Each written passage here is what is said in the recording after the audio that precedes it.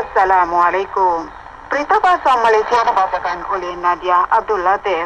Sari berita utama. Dekan Fakulti Perubatan Sirirat dijangka di tengah bulan September keadaan COVID akan mula menjadi lebih baik. Perdana Menteri mengungkapkan berita baik bahawa Ketua Pengarah Eksekutif AstraZeneca mengesahkan bahawa 61 juta dos vaksin kepada rakyat Thailand akan dipercepat menjelang akhir bulan ini. Sedia memesan vaksin baru tahun depan untuk mengatasi virus mutan. Biobiologi aktif sektor swasta melabur hampir 150 bilion baht, berharap Thailand akan menjadi hub bagi ASEAN. Dan seterusnya, marilah kita ikuti dengan berita sepenuhnya. Saudara pendengar, pada minggu lepas dapat perhatikan bahawa bilangan orang yang dijangkiti COVID-19 di dalam negara telah ada penurunan. Itu adalah petanda bahawa keadaan pada bulan September akan bertambah baik. Ini disebabkan oleh banyak-banyak faktor seperti peningkatan jumlah vaksinasi di negara ini. Lebih daripada 20 juta dos vaksinasi telah terkumpul di seluruh negara, menyumbang kira-kira 31.5%. Sementara pesakit yang pulih sudah pulang ke rumah. Setiap hari jumlahnya lebih tinggi daripada mereka yang dijangkiti.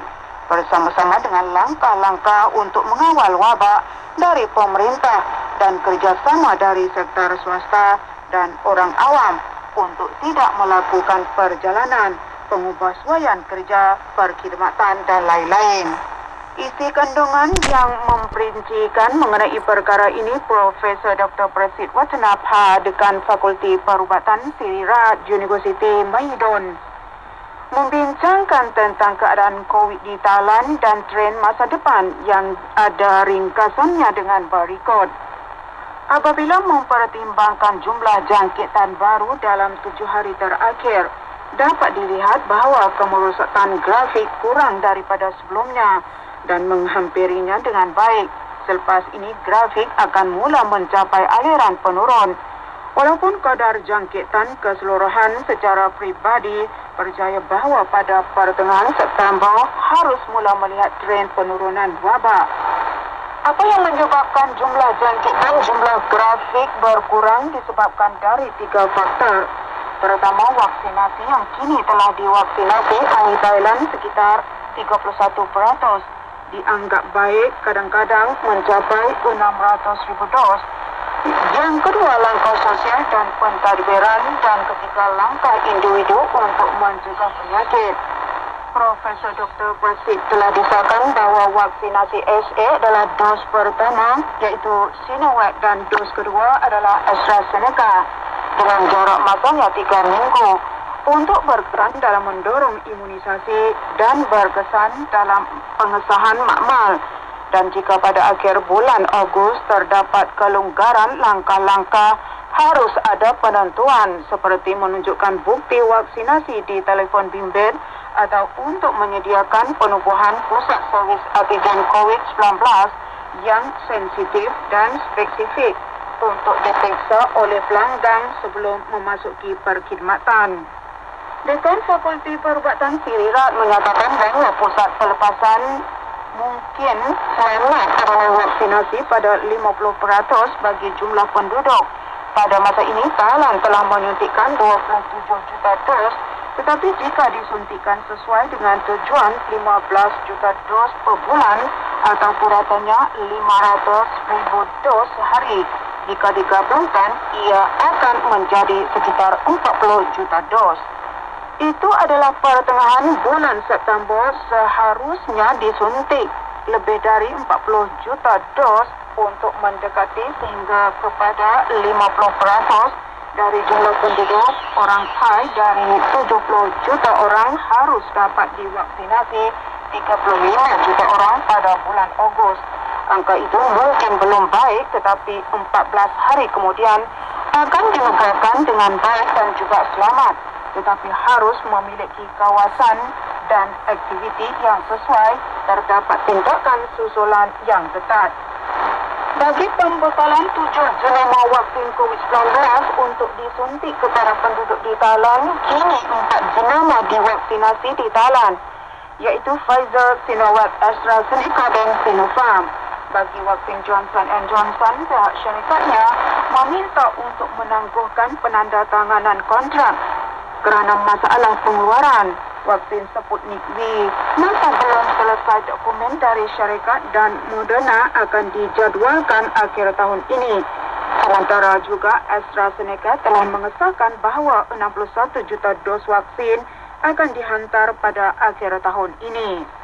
Baru-baru ini kerajaan Thailand telah berbincang dengan Ketua Pegawai Eksekutif AstraZeneca mengenai dengan kerjasama bidang kesihatan awam dalam pencegahan COVID-19 dalam menghadapi wabak virus yang cepat merebak. Syarikat AstraZeneca telah berkoordinasi dengan Kementerian Kesihatan Awam disahkan untuk mempercepat penghantaran vaksin cukup penuh 61 juta dos bagi menjelang Desember 2021. Dan ini akan membantu jumlah vaksin yang dihantar pada akhir tahun semua melebihi 120 juta dos, meliputi kepada penduduk lebih daripada 60 juta orang, lebih daripada rancangan sebelumnya untuk memberi 100 juta dos vaksin untuk 50 juta orang. Itu dianggap adalah berita baik untuk membina imuniti kumpulan dengan lebih cepat, boleh membantu orang ramai untuk kembali ke kehidupan yang normal dan juga memulihkan ekonomi dengan lebih cepat. Mengenai persiapan untuk mencegah COVID-19 di tahun depan, mungkin terdapat lebih banyak mutasi yang mana AstraZeneca sedang mengembangkan vaksin COVID-19 dalam cara baru meningkatkan kecekapan untuk dapat melindungi daripada virus sultan dengan lebih baik. Thailand juga berhak memiliki vaksinasi baru untuk mengatasi evolusi virus dengan lebih baik. Kerajaan Thailand juga merancang untuk membeli tambahan lagi 60 juta dos vaksin AstraZeneca untuk tahun 2022 yang diharapkan dapat diselesaikan pada September 2021. Thailand adalah salah satu daripada beberapa negara di dunia yang berpotensi untuk mendapatkan bahan mentah dari hasil pertanian sebagai pengekspor ubi kayu nombor pertama terbesar di dunia dan mempunyai pangkalan pengeluaran bioproduk di negara ini seperti asid laktik, pemanis dan bioplastik, dan merupakan peneraju, pengeluar dan penggunaan biofuel di ASEAN. Oleh itu, ada kemungkinan besar bahawa ini akan mendorong Thailand ke arah menjadi pemimpin dalam industri bio di ASEAN.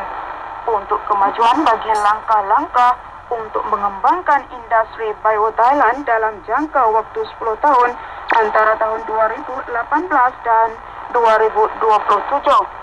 Unit terkait telah mempercepat pengembangan ekonomi bio sesuai dengan kebijakan pemerintah dengan ada sektor swasta telah melabur lebih daripada 149 bilion baht dengan harapan dapat merangsang ekonomi dan mendorong Thailand menjadi peneraju industri bio bersepadu di ASEAN atau Bio Hub secara berterusan. Seperti projek Nekawansawan Bio Complex adalah syarikat GGP KTIS Bio Industrial Company yang baru-baru ini melabur bersama syarikat dengan syarikat Natureworks Asia Pacific dan Amerika Syarikat untuk menghasilkan biopolimer asid polilaktik.